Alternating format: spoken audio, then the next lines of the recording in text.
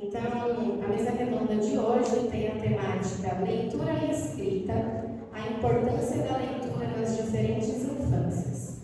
Então, nesse momento, eu convido o palestrante Felipe Macedo, também conhecido como O Passarinho.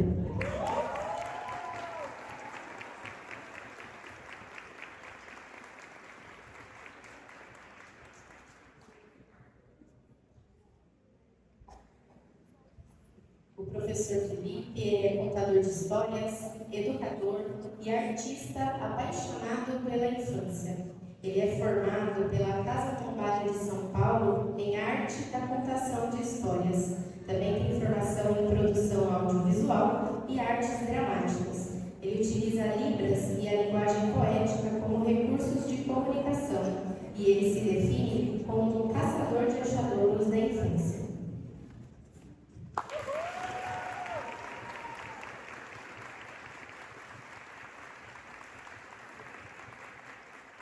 Convido também a professora mestre Silvia Maria Pereira de Carvalho.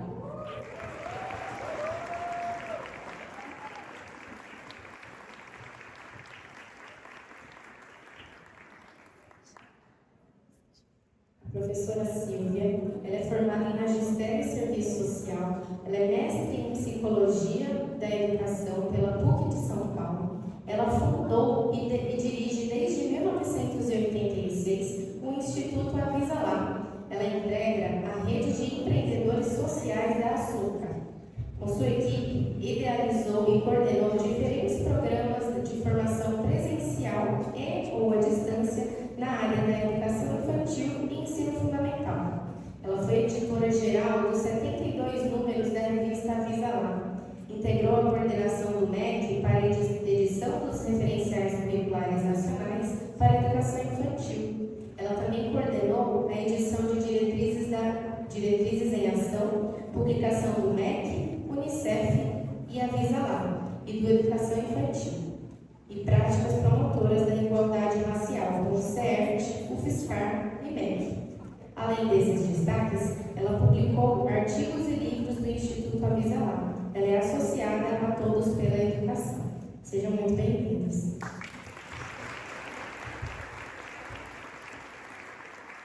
Você está aqui com vocês.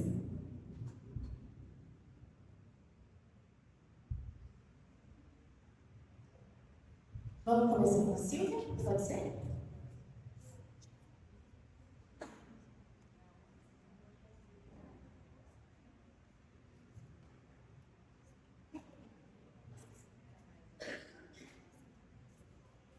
Bom, gente, boa noite. Eu, em primeiro lugar, queria agradecer muitíssimo o convite da Fernanda, da Renata, da equipe técnica. Nós estamos desenvolvendo estudos lá junto com o CECIP, a Fundação Fanguia. Nós estamos desenvolvendo um projeto com os profissionais que trabalham com 0 a 3, que trabalham com a creche. Mas eu tive a oportunidade de encontrar a equipe técnica também que trabalha com vocês. E eu posso dizer que Itacoaquecetuba são 4 municípios, 2 do Sudeste, que é Itacoaquecetuba e São José dos Campos, e Norte e Nordeste, Caruaru e Paragominas, no Pará. E eu posso dizer que Itacoaquecetuba está se destacando pelo empenho, pela dedicação, pelo profissionalismo. Então, vocês estão de parabéns. Bom, então a minha fala, assim, foi uma fala encomendada, né? Pediram para falar sobre leitura e infâncias. A Renata disse que me escolheu porque eu tenho uma paixão pela leitura. Tenho mesmo. Eu acho que eu fui muito privilegiada, eu nasci numa família que todo mundo lia. Meu bisavô lia, que foi o único avô que eu conheci. A minha avó lia, minhas tias liam, minha mãe lia, meu pai lia, enfim. E a minha mãe, eu estudava numa escola de freiras desde os 6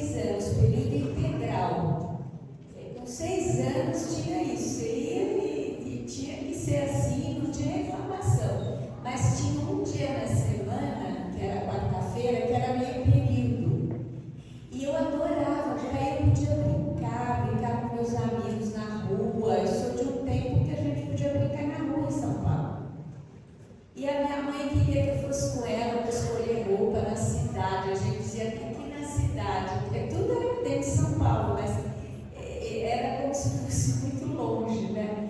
E a mamãe dizia, ela dizia assim, se você for comigo, eu te compro um livro. Então não era te dou um sorvete, e eu dizia, tá bom, eu vou. E foi assim, eu era comprada por livros, né? E às vezes eu lia no táxi, a minha mãe não dirigia, então ela pegava um táxi, e no trajeto do centro da cidade até minha casa eu já tinha lido um livro, era um livro infantil, né? Então é isso. E eu não sei quem que vai, assim já tá. Eu fiz um PowerPoint porque eu falo muito, então eu tenho aqui um tempinho, né? Você vai me controlando. Eu pedi para falar antes do professor, porque eu tenho certeza que a fala dele vai ser mais emocionante que a minha, mas vamos lá. Então, deixa eu falar antes e ele falar por último. Bom, então é a leitura e as infâncias, e eu fiz um subtítulo, que é As delícias e os desafios de considerar as crianças capazes. Esse título, né, que eu dei, ele tem muito a ver com o trabalho que a gente está fazendo aqui em Itacoaquecetuba. Porque imagine que de 0 a 3 as crianças são bem pequenininhas, né? Mas elas sabem já muitas coisas. E esse olhar para a criança pequena, deram que é uma das coisas mais importantes para os profissionais da área da educação. Pena que a gente não aprende isso quando faz a faculdade de pedagogia, né? Teria que ter, eu sempre digo, teria que ter, no primeiro ano era como observar bem as crianças. Aí depois, no segundo ano, é como continuar observando as crianças. E aí no terceiro ano, enfim, porque, gente, as crianças são muito diferentes de nós. Nós já deixamos de ser criança há muito tempo, né? Então, eu considero que uma das capacidades mais interessantes de uma professora de educação infantil, eu diria de todas, mas principalmente de educação infantil, é desenvolver esse olhar capaz de interagir com a criança, de entender o que ela está pensando, de achar graça no que ela faz, no que ela pensa, no jeito dela estar no mundo.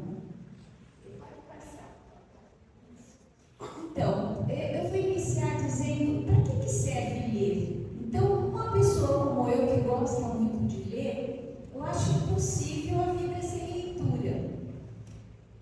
Mas tem gente que passa a vida inteira sem ler um livro, né? Que talvez leia para a faculdade ou leia um resumo, porque vai fazer uma prova, mas a maioria das pessoas aqui no Brasil, infelizmente, passa a vida inteira sem ler nenhum único livro, né? Ler, aprende a ler, escrever, evidente, porque ler e escrever é muito importante na vida, mas a leitura de livro literário, às vezes tem gente que nunca leu, né? E que criança leitora que a gente está falando? Essa é outra questão, né? Então vamos lá para o outro slide, por favor. Isso. Eu vou chamar o Antônio Cândido. Antônio Cândido, acho que todos vocês devem conhecer, foi um sociólogo, um filósofo, um crítico literário, professor de filosofia, e ele tem essa frase que eu destaquei dentre muitas, né? Que ele diz o seguinte: uma sociedade justa pressupõe o respeito aos direitos humanos. Quais são os direitos humanos? Todo mundo diz, é comer, é ter saúde, é ter uma casa para morar, ter uma família, enfim, esses são os direitos humanos. Mas ele considera que a fruição da arte, da leitura e da literatura, em todas as modalidades, em todos os níveis, é um direito inalienável. Ele entende que ler e escrever e ter contato com a arte é um direito também, é um direito de todas as crianças, né? É um direito dos adultos, é um direito de todas as pessoas.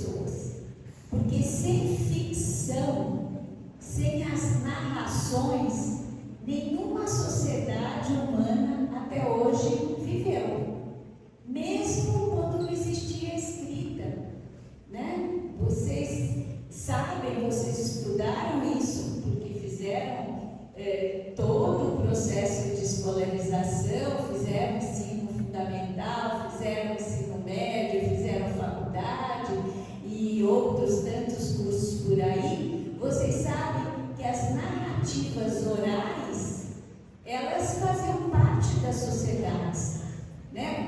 Quando as pessoas que nem sabiam ler, os seres humanos que não sabiam ler e escrever, sentavam em volta do fogo e alguém contava uma história, alguém criava uma história, né? Por que a novela que a gente acabou de assistir, o Vale Tudo, já o segundo Vale Tudo, teve tanta gente assistindo? Porque é uma ficção, é uma narrativa, é uma história que prende. E é interessante essa história porque já é a segunda vez. Todo mundo já sabia tudo que mais ou menos ia acontecer, mas tinha aquela expectativa, né? E aí nós vamos falar de uma outra questão, que é a leitura. Quando a gente lê um livro, eu leio de um jeito, você lê de outro, o professor lê de outro. Enfim, cada pessoa que lê, quase como que cria de novo, né? Uma cocriação. O escritor escreveu aquele livro pensando em algumas coisas que ele conhecia, outras que ele inventou, mas depois ele entrega para o mundo. E as pessoas leem cada uma à sua maneira. E aí eu chamo aqui também a Teresa Colomé, que é uma professora espanhola, também especialista em leitura, né? Ela diz o seguinte: conectar-se o quanto antes com as formas literárias por meio de experiências emocionais gratificantes. Isso é muito importante, esse gratificante. Não pode ser uma coisa chata, uma coisa, que chato essa aula de literatura, ou que chato, e a professora vai ler um livro, eu não gosto de leitura, né? Tem que ser uma coisa boa, uma coisa que seja agradável para as crianças, que as crianças se interessem. E estar em estreito contato com outros leitores possibilita que as crianças se sintam comprometidas. Isso também é fundamental. Tem que haver um link, um compromisso da criança com a leitura, né? Então ela tem que se comprometer pessoalmente com a leitura. E daí o desafio dos professores. Pode passar, por favor. Bom, então quais são as delícias da gente achar que a criança pequena tem competência para a gente ler um livro, mesmo que seja em capítulos, mesmo que seja uma história longa, mesmo que não tenha nenhuma ilustração. Depois eu vou mostrar uma experiência que foi feita numa escola, a leitura do Harry Potter, com crianças de 4 anos, aos capítulos. O que isso gerou nas crianças, né? Está na revista Visalá, está disponível, vocês podem até acessar. Então, ter acesso ao pensamento original das crianças, eu sempre penso que é ouro puro. É o ouro do nosso trabalho, é esse acesso a esse jeito interessante das crianças pequenas pensarem. A outra coisa boa é perceber esse jeito que elas têm de estar no mundo, que é um jeito mais poético, um jeito que não tem uma finalidade assim, digamos, burocrática, né? Ela está brincando de casinha, ela está inventando uma história, ela está fazendo, ou ela leu também, a professora leu para ela um livro e esse livro vira uma brincadeira. Quantas crianças não podem brincar de rei, rainha, princesa, né? Então é o jeito que elas têm de começar a entender esse mundo, como é que o mundo funciona, e elas também manifestarem seus desejos, seus interesses, né? E fazerem até pequenas transgressões, né? Às vezes a criança, na brincadeira, ela sabe que é uma brincadeira, ela não bate no outro na brincadeira, porque acaba a brincadeira, né? Mas ela finge que bate. Então é um jeito de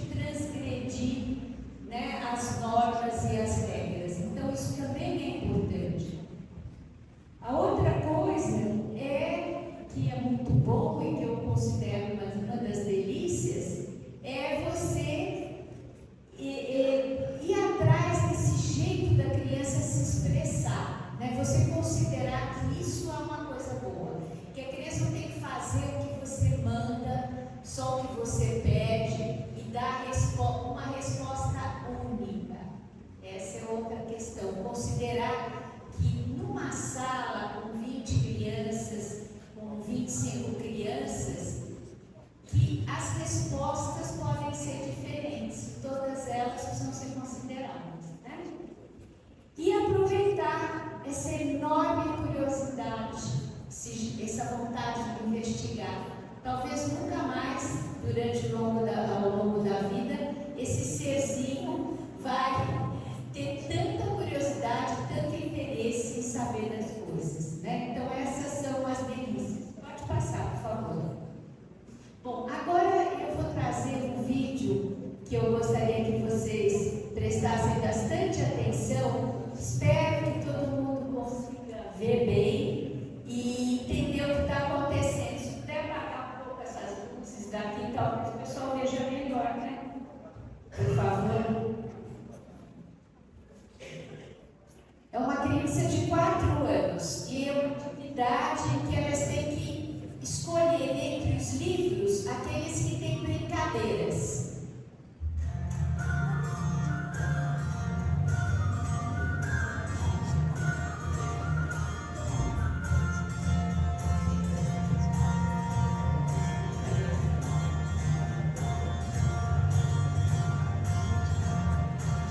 Pertinho aqui de vocês, hein, Suzana?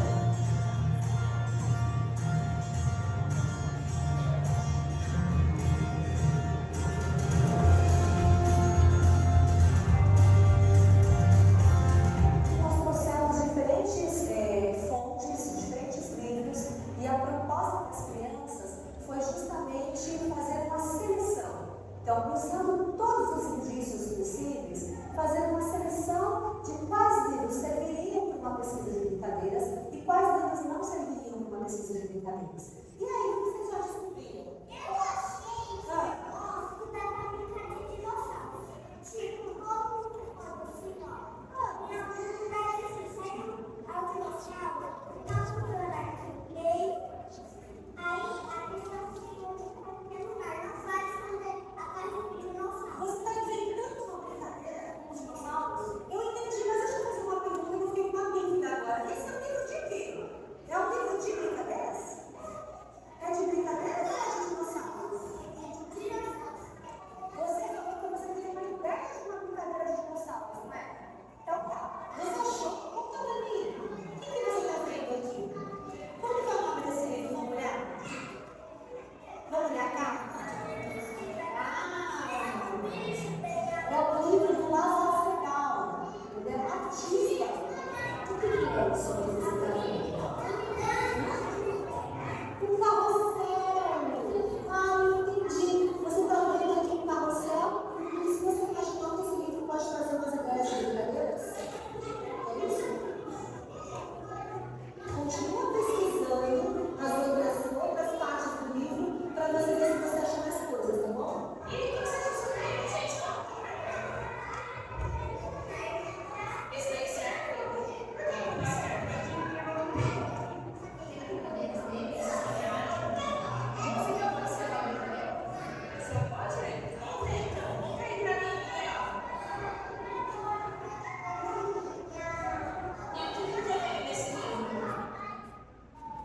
Então, vamos só dar uma pausinha. Então, veja que interessante. Então, esse menino depois, até dá pena, mas porque era muito longo, porque aí depois ele sabia muita coisa de dinossauros, ele tem 4 anos, né? Então, o que significa? Significa que a escola já fez muito trabalho com as crianças, com esses livros. Então, ele sabia, aqui é onde tem o tamanho do dinossauro, aqui é onde o dinossauro come, mas o que é interessante é que ele inventa uma brincadeira de dinossauro, mas ali não tinha, porque ali tinha muitos livros de cantigas e outros livros que não eram de outras coisas, mas as crianças não estão satisfeitas, elas vão inventando, né? Então, isso que eu acho interessante. Vamos passar o outro vídeo agora, em seguida, que é bem curtinho também, aí são crianças maiores, que a professora tinha já lido muitas histórias de Chapeuzinho Vermelho. Quando eu apresentei para vocês lembram o nome desse livro, o nome dessa história? E essa é o livro aqui.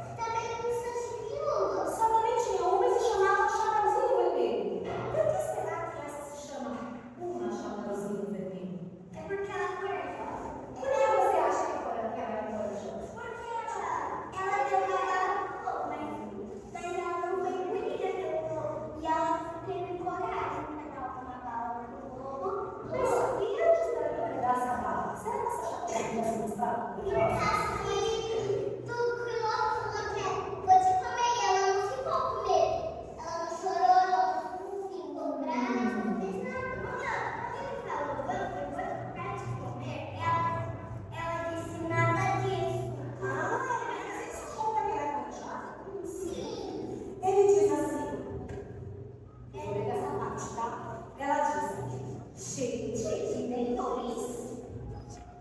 E eu disse, são pra te comer. E ela disse assim, não, senhor. Não. Então, desse jeito ela disse, não, senhor, você não vai me comer. É isso que ela quer dizer? Isso como fala a gente sobre uma era corajosa? É desse jeito que ela fala, senhor? Bom, e nada melhor para as crianças, né, gente? Vocês imaginem ali a liberdade que essas crianças têm de se colocar, de se comunicar, de falar. E é evidente que tem todo um trabalho, porque eu não sei se você conhece esse livro do Chapeuzinho, é muito engraçado, que ela dá uma bala para ele e ele morre, ele come a bala e morre. Enfim, então é isso, quer dizer, primeiro eles têm essa permanência da leitura na escola, né? O que é uma coisa muito importante para você criar um repertório, para você comparar livros, né? Comparar histórias.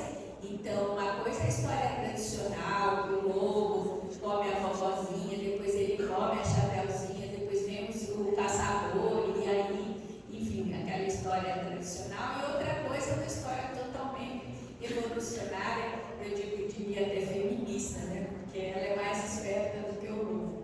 Enfim. Então, nos dois vídeos, a gente observa essas hipóteses, né? Uma vez que as crianças são bem ouvidas, tanto os pequenos, né? Mesmo que eles não dessem a resposta que a professora estava procurando, né? A professora estava querendo separar cantigas, porque era todo um projeto de cantigas e tudo, rodas e brincadeiras, e eles tinham muita familiaridade com livros. Se foi uma familiaridade construída, né? Porque a gente começou o projeto lá no começo do ano e isso já era mais para o fim do ano. Então teve todo um processo, né, de trabalho com a escrita.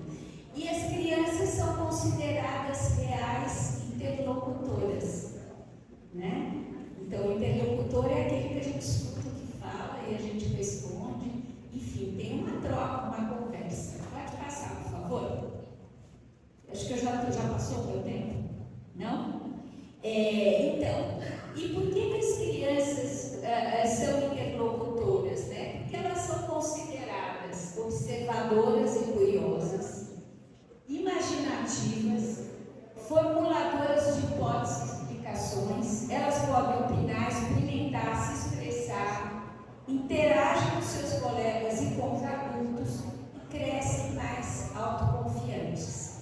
Então, é isso, gente. Vocês trabalham com gente muito interessante, né? Todas vocês.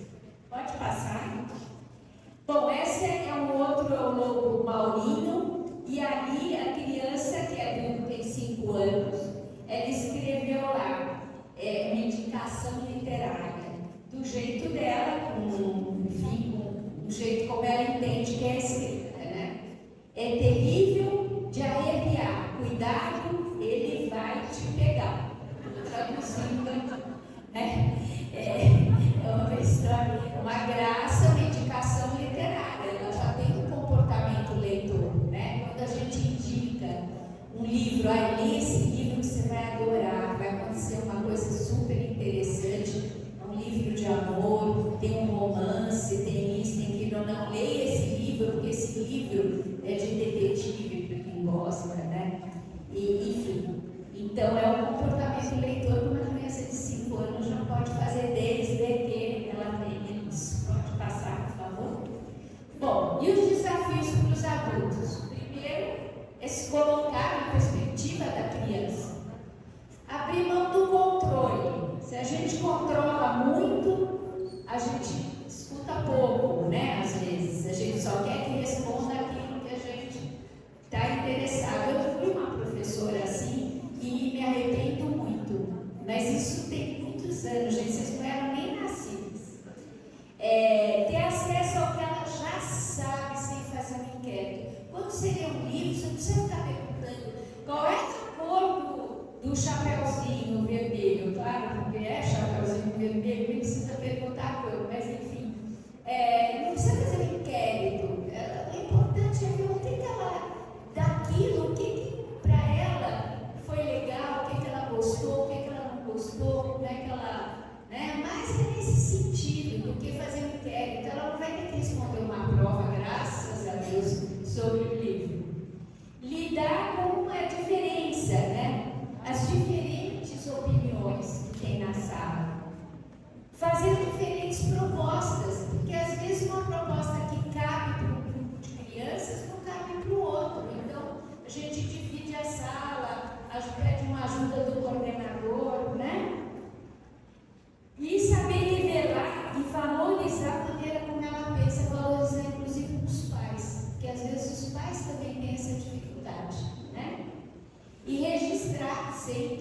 continuar planejando cada vez melhor.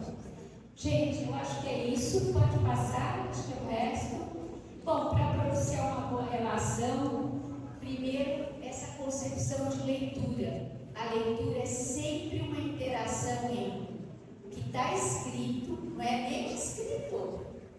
Não é? Porque o escritor aqui vai falar, ele escreve, ele foi lá e escreve para o mundo. O que as pessoas vão achar do livro dele já é outra coisa, isso aí se entrega, né? E a escolha criteriosa de livro, qualquer livro serve, quanto melhor, melhor. Quanto mais bem ilustrado, quanto mais bem escrito, melhor. Saber a diferença entre ler e contar. Ah, mas para criança pequena eu não vou ler porque eles não aguentam. Será? Essa é uma questão. Organizar agradáveis momentos de leitura. Isso o professor vai falar bem. Desenvolvimento de atividades permanentes de leitura. Eu acho que é isso. Acho que vocês já fazem muito dessas coisas, né? Não é para fazer leitura só quando está no fim, já acabei todas as atividades importantes, vou ler alguma coisa aqui para passar o tempo. Não é isso, né, professor? Então vamos lá. E o final, pode passar, por favor.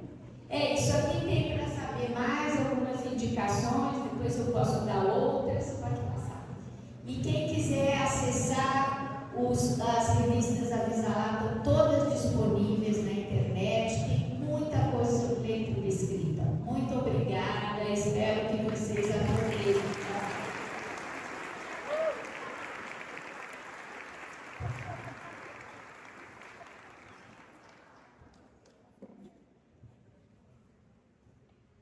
Boa noite, gente. Para ficar mais bonito, pedir licença também um pouquinho, a gente vai aprender esse boa noite em Libras. Pode ser? Faz assim com a mão, todo mundo. Quando a gente vai ensinar a criança, eu digo que essa é a mão de coxinha. Mas também, professora, você vai colocar aqui perto do seu queixo, não com a coxinha, Fernanda, por favor. Deixa aqui perto. Abre todos os dedos e dá o teu dedo. Só tem que dar um sorriso, né? Com a cara fechada assim, ó. Não é boa, né? Boa. Agora a gente vai fazer o sinal de noite. Com as duas mãos. A gente vai fechar assim, ó, na frente dos olhos. Como se estivesse escurecendo. Muito bem. Agora todo mundo faz assim, ó. Isso é passarinho em Libras. Que é meu amigo. Eu vou falar boa noite e vocês vão me responder em Libras, pode ser? Vamos fazer um tempo. Vou pedir licença só para pegar aqui. Vai ficar mais fácil e melhor.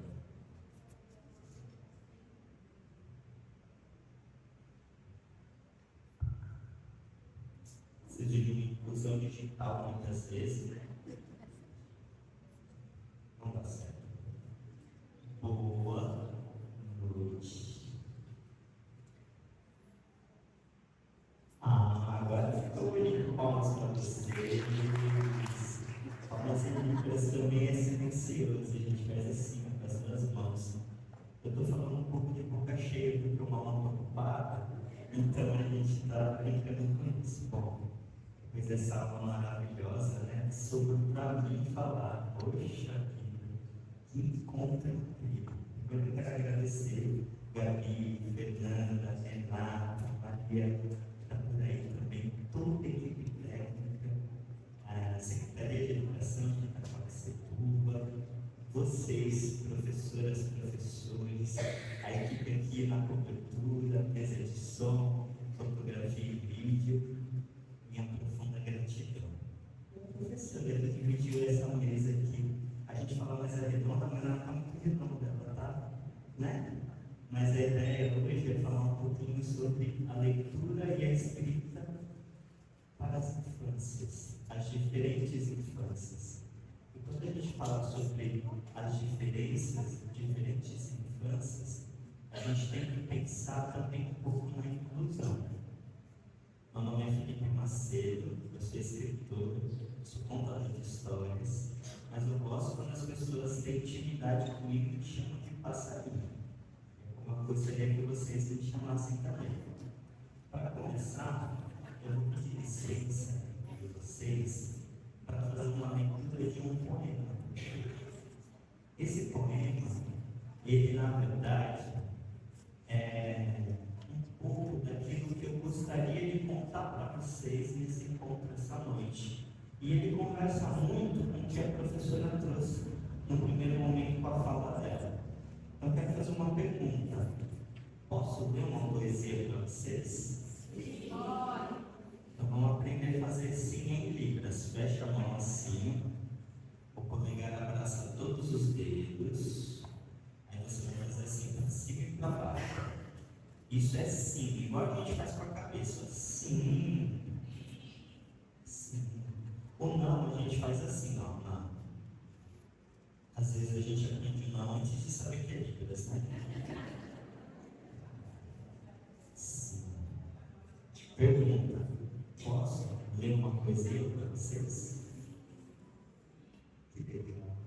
Muito obrigado.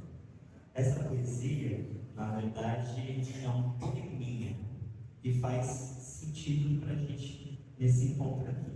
Vou pedir licença para a Gabi, posso fazer a sua mesinha? Não vai se incomodar? Licença. Bora lá. Bom, esse poeminha, ele foi escrito por um poeta chamado Manuel de Barros. Quem conhece Manuel de Barros, levanta as duas mãos. Algumas pessoas podem baixar as duas mãos, muito obrigado. Manuel de Barros, para quem ainda não conhece, é um poeta sertanejo. Ele rompeu com todos os jeitos de se fazer poesia, porque ele gostava de fazer poesia com as coisas simples da vida. Um menino que corre no meio do mato, a água, o sapo, o guaxá, os passarinhos. Então ele fez poesia trazendo isso para o nosso planeta tão carente desse olhar para a infância. Então esse poema, na verdade poeminha, vai trazer um mote para a nossa prosa dessa noite, para o restinho desse bate-papo nessa mesa redonda imaginária que nós temos aqui. Tá bom? Poeminha em língua de brincar, do Manuel de Barros. Ele tinha no rosto um sonho de ave extraviada. Falava em língua de ave e de criança. Sentia mais prazer de brincar com as palavras do que pensar com elas. Dispensava pensar. Quando ia em progresso para a árvore, queria florear. Ele gostava mais de fazer floreios com as palavras do que fazer ideias com elas. Aprendera no circo Aídos que a palavra tem que chegar ao grau de brinquedo para ser séria de rir. Veja, a palavra tem que chegar ao grau de brinquedo para ser séria de rir. Contou para a turma da roda que certa vez saltara sobre uma frase dele e que a frase nem arriou. De certo, não arriou porque não tinha nenhuma palavra podre nela. Nisso, que o menino contava a história da Ana frase, entrou uma dona, de nome Lógica da Razão. A dona usava bengala e salto alto. De ouvir o conto da Ana frase, a dona falou: isso é língua de brincar, é idiotice de criança, pois frases são letras sonhadas, não tem peso nem consistência de corda para aguentar uma rã em cima dela. Isso é língua de raiz. Continuou: é língua de faz de conta, é língua de brincar. Mas o garoto, que tinha no rosto um sonho de ave extraviada, também tinha o processo de jogar pedrinhas no bom senso. e atirava pedrinhas. Disse que ainda hoje vira a nossa tarde sentada sobre uma lata, ao modo que um bem-te-vi sentada na telha. Logo entrou a dona lógica da razão e posteou. Mas lata não aguenta uma tarde em cima dela. E ademais, lata não tem espaço para caber uma tarde nela. Isso é língua de brincar, é coisa nada. E o menino sentenciou: se o nada desaparecer, a poesia acaba. E se internou a própria casca, ao jeito que o jabuti se interna. Manuel de Barros, com vocês.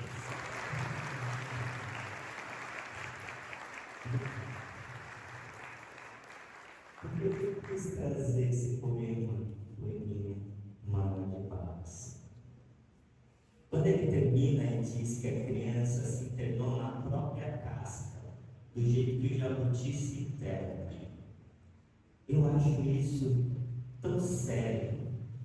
Eu acho que a gente tem que pensar e conversar e debater tanto sobre isso, porque muitas vezes a gente deixa essa dona lógica da razão, que usa bengala, salto alto, pisar em cima daquilo que a gente vê e encontra de mais bonito, que é a criatividade, que é a palavra, esse mercado que você trouxe, professora, na sua fala. Esse jeito de você enxergar o mundo com curiosidade. Olha que bonito que é na Libras o sinal de curiosidade. Coloca a mão aqui perto dos seus olhos, o polegar encosta, aí você faz assim, ó, com o olho aberto, bem abertão ali. Curiosidade. A curiosidade que habita a infância também habita na gente. O sentido da minha fala, enquanto escritor, enquanto contador de histórias, enquanto educador como vocês, é trazer uma reflexão para que essa dona lógica da razão não gosteie naquilo que a gente planeja, naquilo que a gente faz, naquilo que a gente acredita que é a nossa missão. Porque, como a professora bem colocou, vocês já passaram uma boa fase da jornada profissional de vocês. Mas a partir do momento que a gente deixa aquela menina que mora aí dentro, aquele menino que mora aí dentro, apagado, muitas vezes essa conversa, esse espaço de diálogo com a criança, ele não é compartilhado. E como que a gente apaga, professor, essa menina, esse menino? De muitas formas. Às vezes é a demanda, às vezes é a correria, o boleto para pagar. Inclusive, essa semana é dia 20, eu fiquei no papo, sinto dizer. Essa responsabilidade de ser adulto, de ter filhos, famílias, poderes, muitas vezes faz com que a gente perca momentos com a primeira infância, que são preciosos. Mas eu vou contar uma coisa que talvez vocês pasmem. Eles estão começando agora. A infância deles, esse momento, até para quem trabalha com os maiores, é único e não volta mais.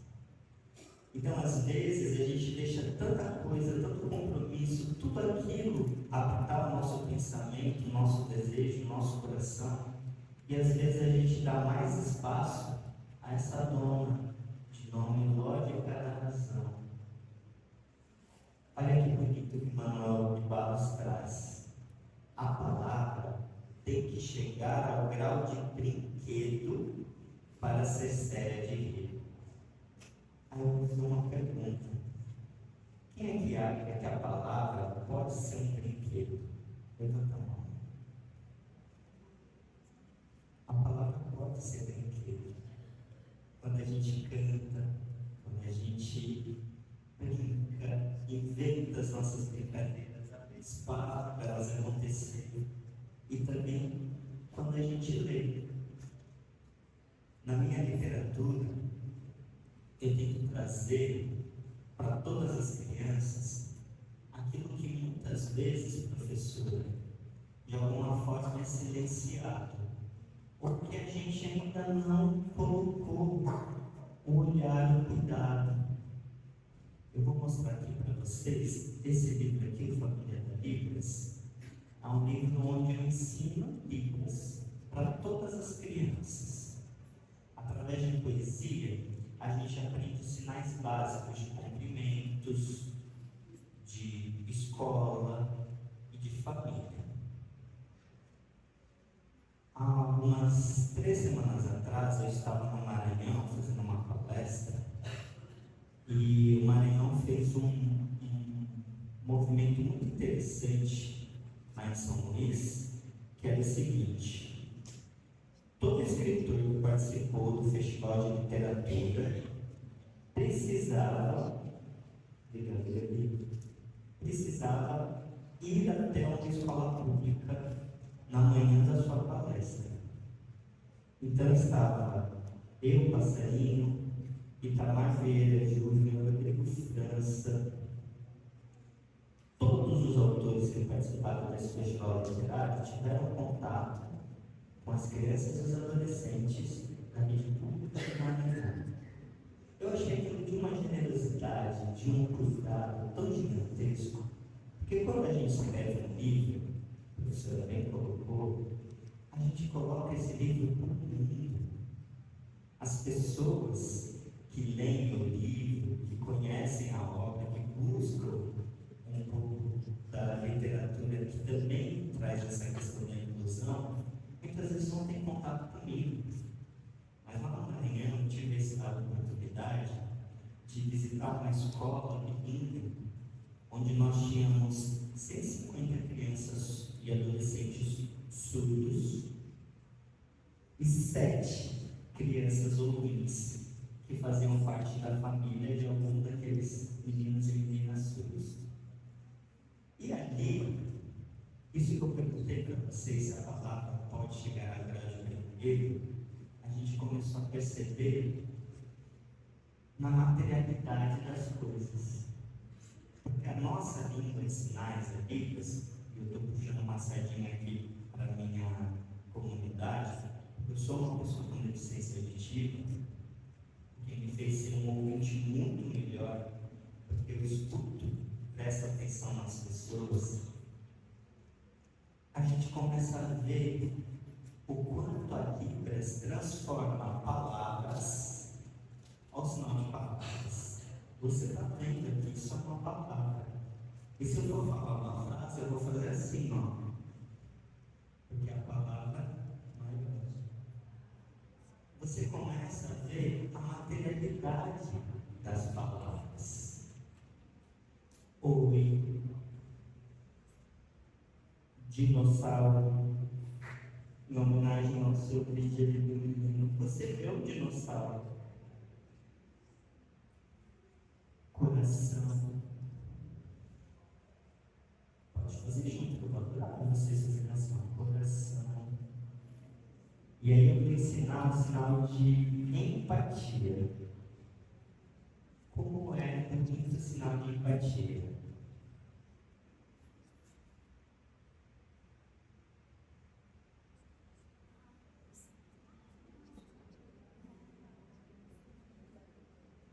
Você sente empatia quando você aprende o sinal da Libras.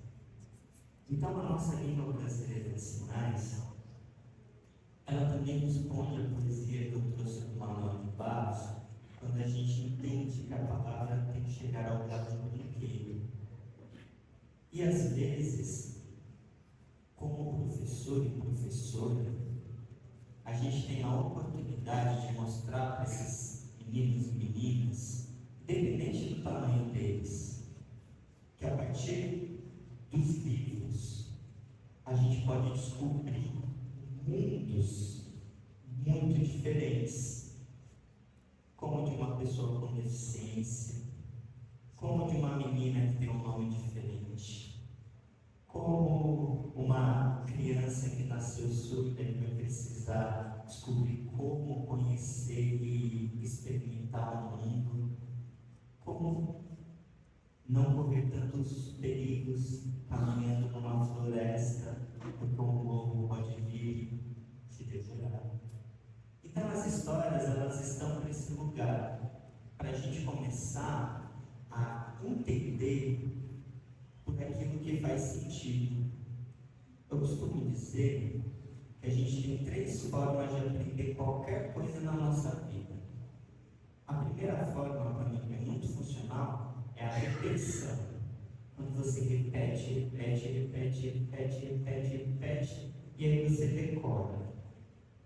E muitas vezes você não esquece, porque você repetiu tanto aquilo que de alguma forma chegou para você e você aprendeu.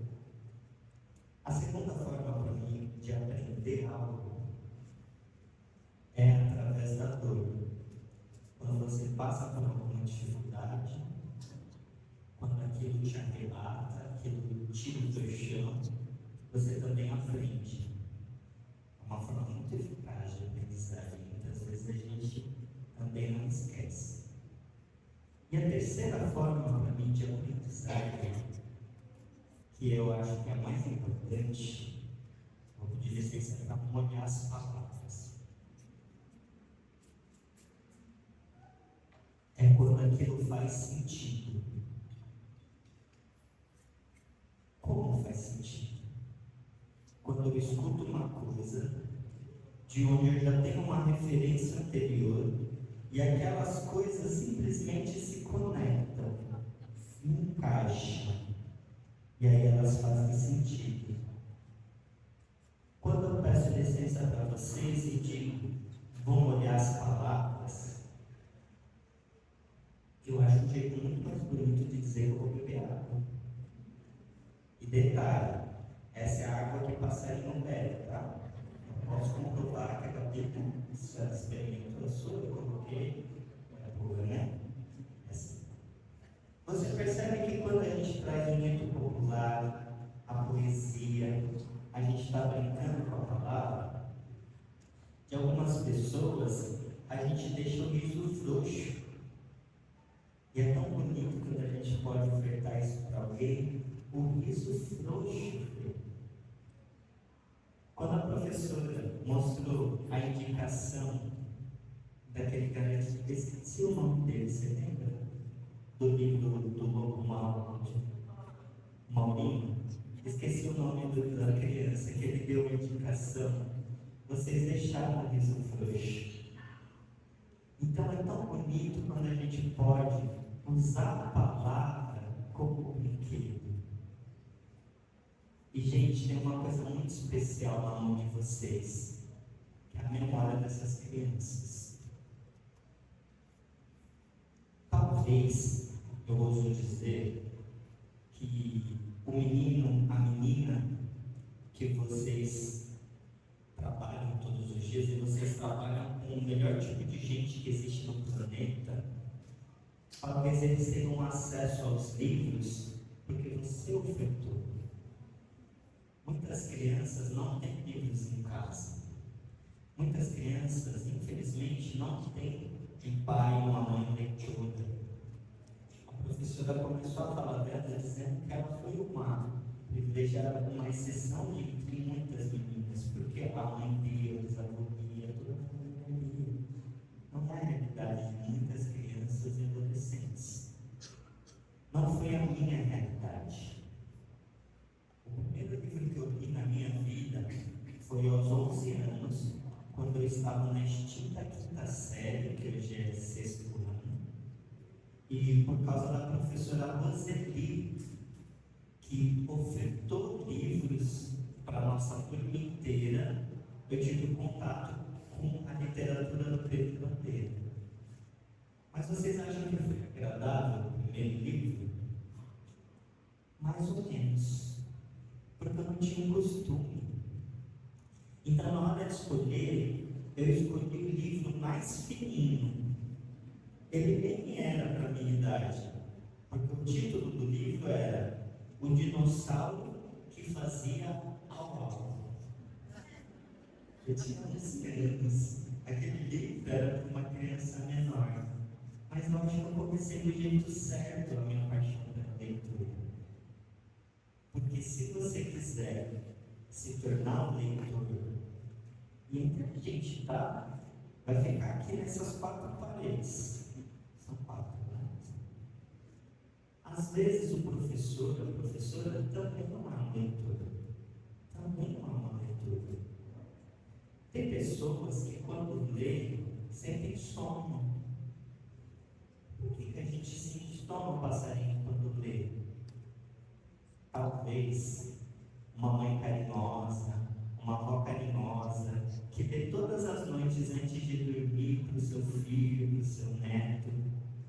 Isso é um meio muito gostoso de fortalecer o vínculo. Mas você está passando para o cérebro dessa criança uma informação.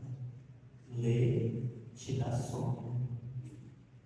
Ler é para dormir. E a leitura, ela não dá sono para as crianças. Ela dá sonhos. E eu não estou falando para vocês pararem de ler para as crianças, tá? Antes de dormir. Estou dizendo que não precisa ser apenas na hora de dormir. A leitura, ela precisa estar na rotina dessas crianças. E sabe qual é o único defeito de um livro como esse, professor? O endereço dele: literatura infantil. Veja, a gente usa infantil de forma pejorativa. Você não cresceu, não? Cresça e apareça. Nossa, não saiu das fraldas. Que papel de moleque, hein? Por que a gente usa a infância de uma maneira tão pejorativa? Eu costumo dizer que o defeito desse livro é o endereço, porque quando a gente usa o termo infantil, eu deixo de experimentar, depois que eu cresço, um livro como esse, porque eu já cresci. Não é uma literatura assim. Mas como tudo que a gente aprende nessa vida, a gente precisa começar sempre do começo. Podia ser melhor ensaiado, eu falo assim, sempre do, é só no começo, tá bom? Então, como tudo nessa vida, quando a gente aprende, a gente precisa aprender começando do começo. Olha só, do começo. Qual é o começo da literatura? A literatura da infância. Porque existe uma infância em cada menina, em cada menino que está aqui dentro desse auditório hoje. Foi tão importante que a minha professora fez aos 11 anos, quando ela ofertou aqueles livros. E não cabe aqui julgamento, porque a minha mãe e meu pai, nós somos de uma família muito simples. Eu tenho 4 irmãos, comigo são 5. E entre comer e comprar um livro, os meus pais preferiram comprar comigo, eu tinha um monte de ideia. Mas quando essa professora, no ambiente escolar, me oferta Pedro Bandeira, ela vem um leitor, porque eu comecei do começo. Não foi um Machado de Assis, isso não é uma crítica a ele, porque eu adoro. Mas para ser o primeiro livro de uma pessoa, é um pouco mais difícil. Foi tão importante que essa professora fez que no primeiro livro que eu lancei, que foi esse aqui, o Pedra, que conta a história de uma menina que nasce no sertão de Alagoas, e o nome dela é Pedra. Na escola, quando ela vai no primeiro dia de aula, que ela tem toda a expectativa do planeta por aquela vivência, na hora que a professora faz a chamada e diz o nome dela, Pedra, as outras crianças tiram sarro e começam a zombar do nome dela. E aí a gente vai falar do bullying. E eu não uso a palavra bullying no meu livro em nenhum momento. Mas quando eu estou contando essa história, quando os leitores estão lendo esse livro, eles sabem do que eu estou falando. E é aquilo que a professora disse. Foi tão importante o que a professora Roseli fez na minha vida que ela faz parte da dedicatória do meu primeiro livro. Eu dedico a ela essa obra. Porque se não fosse a professora Roseli, hoje eu não estaria aqui. Se não fosse a professora Roseli, esse livro não teria dado uma casa para minha mãe morar. A nossa primeira casa foi através desse livro. Olha como a literatura pode mudar os ciclos. Olha como a literatura pode transformar o jeito que a gente olha. Agora eu posso contar uma novidade boa para vocês. Vocês não saem para essa de casa feitinha de livros aí? Sim. Vocês têm isso nas mãos de vocês.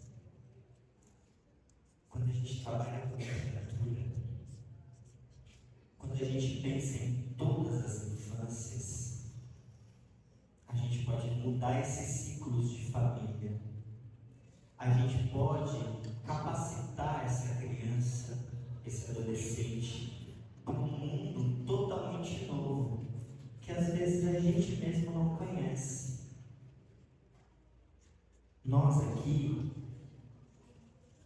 não sei se todos, alguns, talvez a maioria, não precisamos, a gente não precisou, na nossa juventude, na nossa adolescência, ter a anuência, a chancela de uma rede social para ser aceito. Porque hoje, as crianças e adolescentes, elas têm a rede social como uma vitrine. A gente não teve isso. Mas também ninguém falava sobre bullying na nossa época, né? E hoje já fala. Só que ser adolescente, ser criança em 2025 é muito diferente do que foi pra gente. Na minha época também não tinha tanto acesso a livros e nem tinha tanta oferta de livros assim para a infância. Hoje, só eu tenho 5 publicados. Esse mês que vem sai o 6º, ano que vem sai mais 4. Só de um autor. Imagina o tanto de outros autores e autoras aqui pode ter outros escritores e escritoras de literatura para a infância. Então hoje, quando a gente para e pensa no poder que existe em um livro de ressignificar, de trazer sentido para aquilo que as crianças estão vivendo.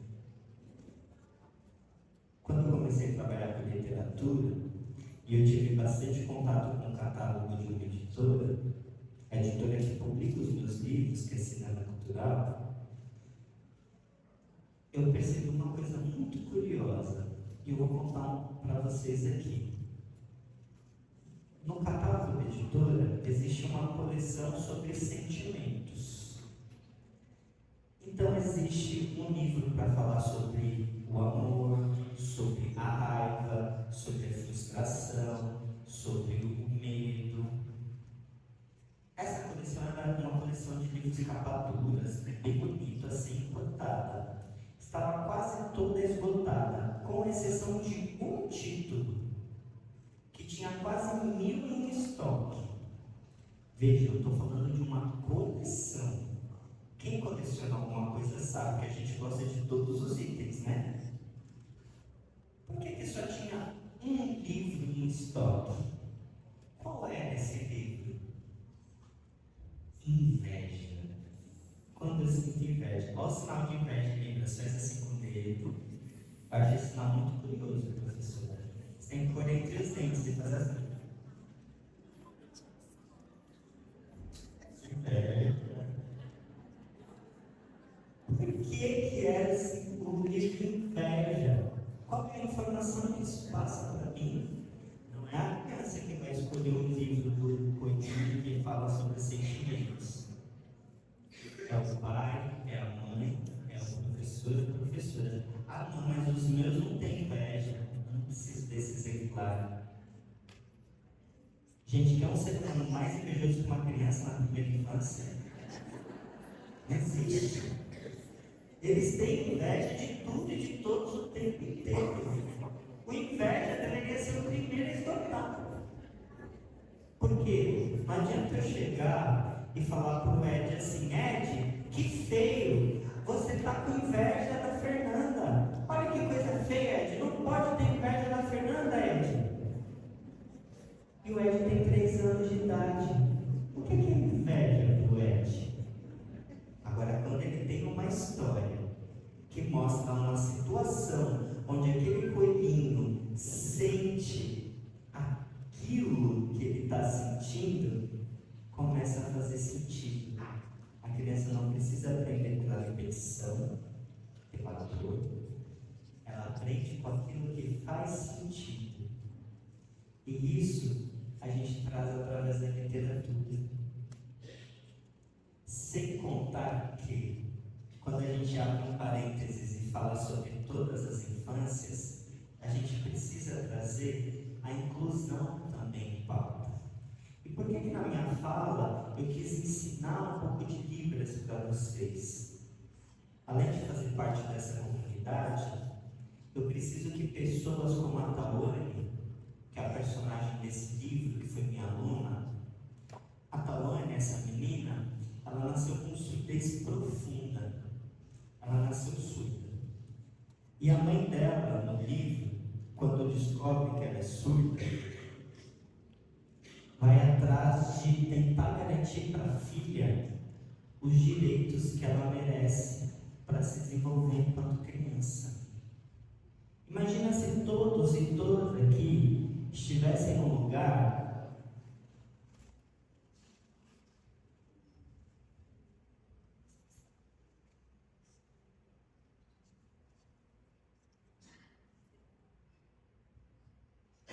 sem vocês me entenderem. E isso começar desde sempre, desde pequeno. A mãe da Tawane, através dessa história, com a ajuda de uma professora, que sempre as professoras e professores nos ajudam, vai entender que existe uma língua. E que essa língua, ela é brasileira, ela é nossa, ela é lei. E ela é importante. Através da história da Tawane, eu ensino para o meu leitor o que é a Libras. Mas a mãe da Tawane, na vida real, que foi minha aluna, ela não acolheu essa criança. Quando a Tawane chegou para mim no projeto onde eu trabalhava, ela tinha 16 anos e a mãe não sabia Libras. Nunca aprendeu. Ela não se comunicava com a filha. Uma das coisas mais marcantes da minha vida, na minha trajetória profissional, foi quando a mãe da Tawane raspou a cabeça dela. E ela raspou a cabeça da Tawane para punir ela por ter feito uma atitude ruim na escola, ter sido expulsa. E ela falou para mim que ia tirar o cabelo da Tawane porque era a coisa que ela achava mais bonito nela. Para ela aprender que aquilo que ela fez não era papel de gente. Aquilo me marcou profundamente. Mas na história do meu livro, essa mãe acolhe. Na história do meu livro, essa mãe vai buscar em outro lugar o que é a língua que a filha precisa. E será que a gente está falando na nossa literatura? Eu estou encerrando minha fala justamente com essa pergunta. Será que a gente está falando para todas as infâncias? Será que eu não estou esquecendo de ninguém? Será que eu não deixo ninguém para trás quando eu leio um livro, conto uma história na sala? Na minha opinião, desse miúdo passarinho, não existe jeito mais bonito, criativo, divertido e poético de incluir do que contando história. Contar história, para mim, é a forma de trazer todas as infâncias para aquele momento. Seja uma infância silenciosa, como a dessas meninas, seja uma infância barulhenta e desregulada, como uma criança no transtorno de espectro autista, seja uma criança desafiadora, como uma criança com TOD. E eu sei que não é fácil, porque para a professora, para o professor, ele não está com um ou dois, né? São muitos. Só que se você deixar a dona lógica da razão descansando, tomando um cafezinho dela, se você lembrar da menina de ontem, do menino de ontem que vocês foram, e abrir a brincadeira para contar uma história, talvez vocês vão incluir muito melhor essas crianças, sejam elas atípicas ou típicas. Porque quando a gente brinca, a gente fala a mesma língua, mesmo que eu não escute, mesmo que eu não fale, ou que eu fale muito. Mas a brincadeira, ela nunca pode ser desassociada das histórias. No meu livro aqui, para encerrar, eu vou mostrar uma coisa. Lembra que eu falei que aqui eu ensino vários sinais? A minha página preferida é essa página aqui, ó. Onde eu ensino o sinal de aprender. Vou mostrar aqui para vocês, ó. Aprender é assim, ó. Todo mundo faz assim, ó. Aprender na testa, na frente da cabeça. É como se eu estivesse pegando tudo que está aqui e fazendo assim, ó. Aprender e brincar. A gente vai fazer isso, professora. Mostra aí, pessoal. Boa! Brincar. A Gabi. Porque aprender e brincar precisa sempre estar na mesma página. E que a gente não esqueça, quando levantar dessa cadeirinha, que aprender e brincar tem que andar junto para a gente incluir. Foram fonfon, fim. Essa fala chegou lá.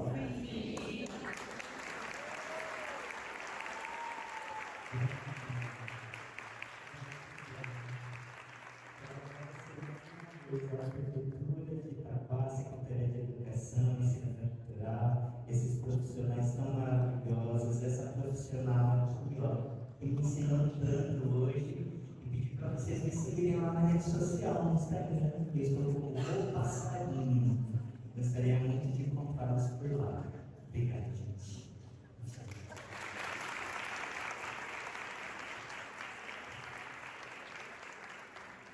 Muito obrigada, Passarinho. Muito obrigada, Silvia. Acho que a fala de vocês foi muito ao encontro do que a gente conversou ontem, né?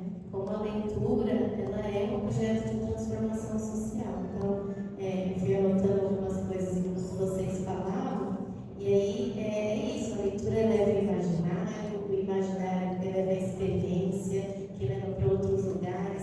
Ontem a nossa convidada falou assim, olha, eu viajei e eu conheço Marrocos, mas pela leitura eu conheço o Egito, a África do Sul, eu conheço o Caribe, aí ela começou a falar outros lugares que ela nunca tinha ido. E para a criança é isso, né? Para a gente enquanto criança é isso. Eu acho que quando você traz a nossa memória de infância, que a gente, poucas vezes a gente faz isso nessa vida corrida, né? De rememorar quem nós fomos, o que nós lemos, quais foram os momentos que nós aprendemos. Então, foi muito importante a fala de vocês. Muito obrigada. Vocês gostaram, gente? Sim! Muito obrigada, viu, gente? Ó. Muito obrigada pela fala de vocês. Em nome da secretaria, a gente queria dar uma lembrancinha aqui. Isso.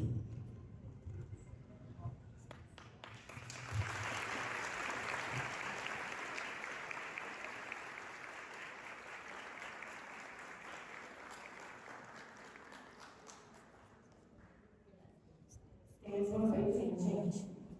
Tem mais?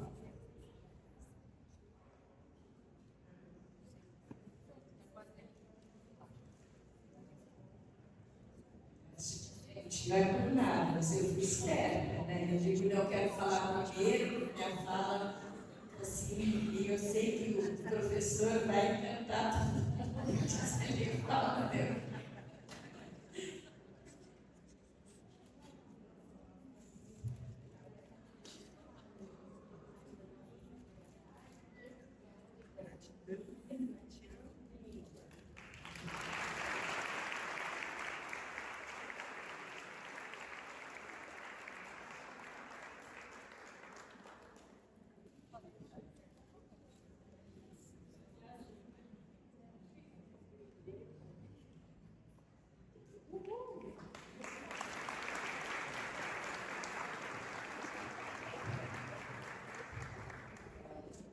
Bom, agora é aquele momento do nosso sorteio, né? Antes da gente ir embora. Todo mundo com o número aí?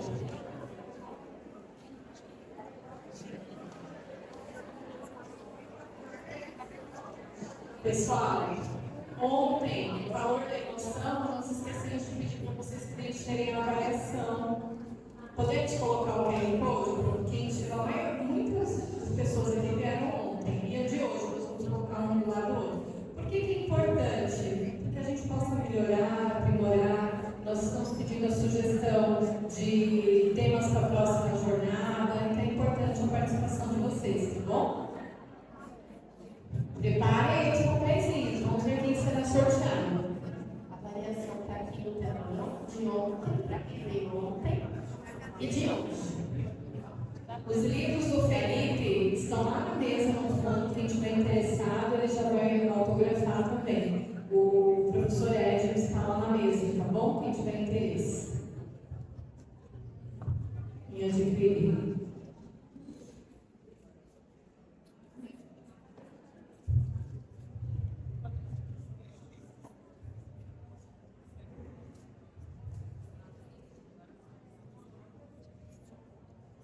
Ontem, nós sorteamos esse livro aqui.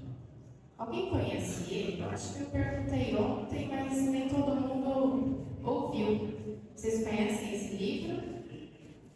O Silêncio do Lar ao Silêncio Escolar. Racismo, Preconceito e Discriminação na Educação Infantil, da Eliane Cabalu.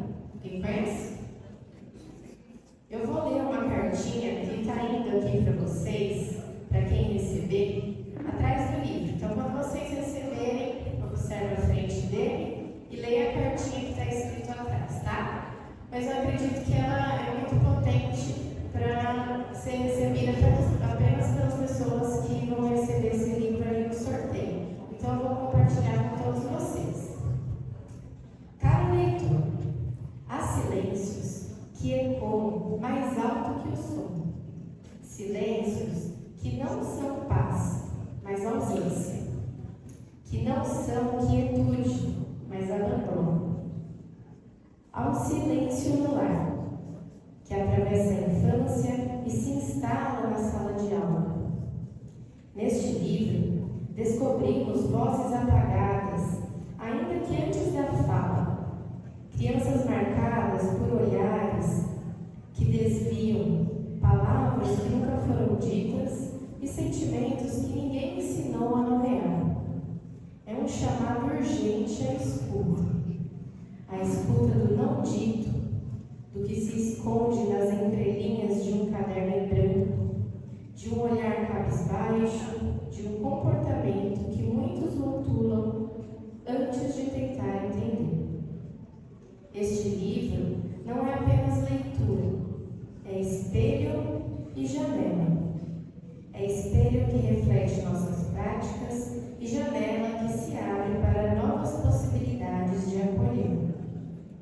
A autora costura com sensibilidade e coragem as tramas entre o silêncio familiar e o silêncio pedagógico. Mostra que muitas vezes a escola continua no silêncio que começou em casa. E que romper esse ciclo é mais que um gesto educativo, é um ato de humanidade. Se você é educador, é mãe, pai, cuidador, ou apenas alguém que acredita na força da escuta, esse livro é para você. Não por trazer respostas fáceis, mas por provocar as perguntas que realmente importam. Leia e permita que o silêncio deixe de ser um peso, para se tornar uma ponte. Ponte entre mundos que precisam se entender, para que nenhuma criança precise mais gritar em silêncio. Esse é o livro. Quem não ganhar hoje, comprem na Amazon, que é bem baratinho, tá bom? Vamos lá sortear? Números apostos. Ô Ju, pega meu, que da última vez eu ganhei. Quem sabe dessa vez eu não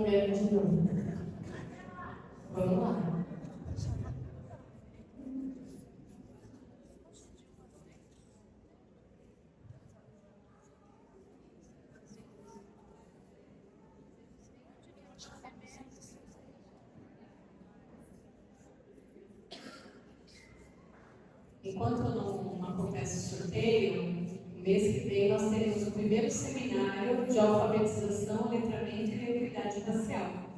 Nos próximos dias sai o comunicado e a gente espera por vocês, tá bom? Vamos lá? Tudo ajustadinho aqui. Então, o primeiro é o número 8. Olha lá.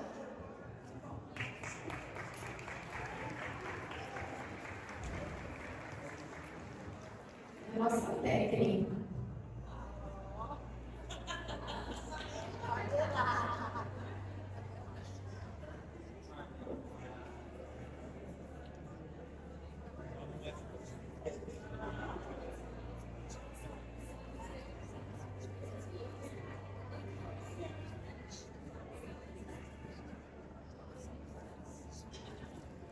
Sessenta e nove.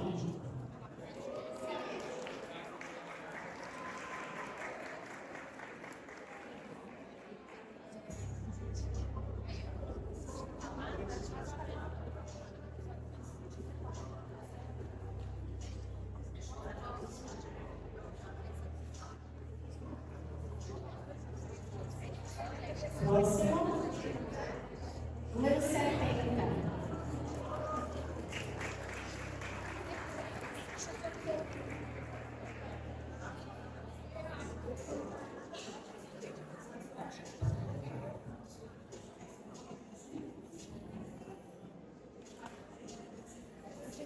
Próximo.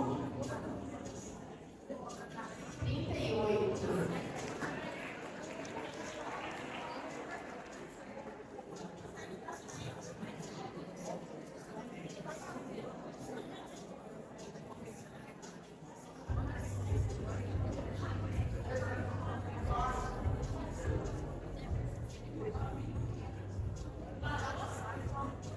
Não, próximo. Número 47.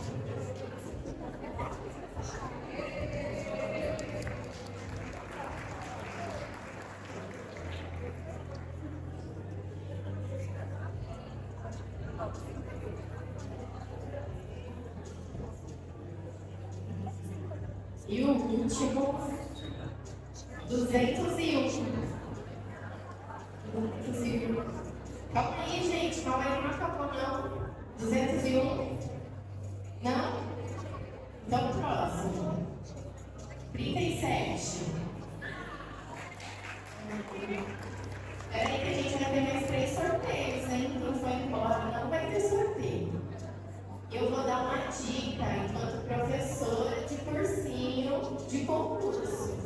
Esse livro vai cair no concurso. Então, quem não tem, vai atrás, viu? Peraí.